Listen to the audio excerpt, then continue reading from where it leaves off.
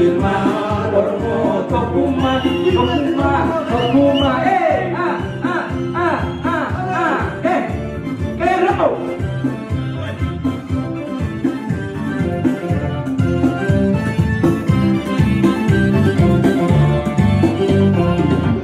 Kiristaana Islaamaa nu gargar hin baanu. Kiristaana Islaamaa nu gargar hin baanu.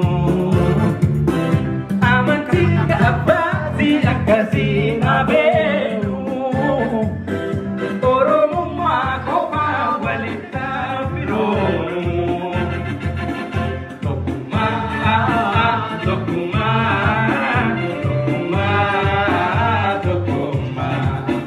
Ya ilmaan Oromoo tokkummaa jedhame hundi keessan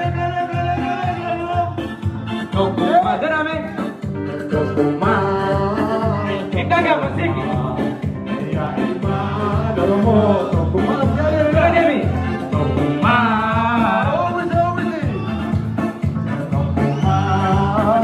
tokkummaa ya ilmaan Oromoo tokkummaa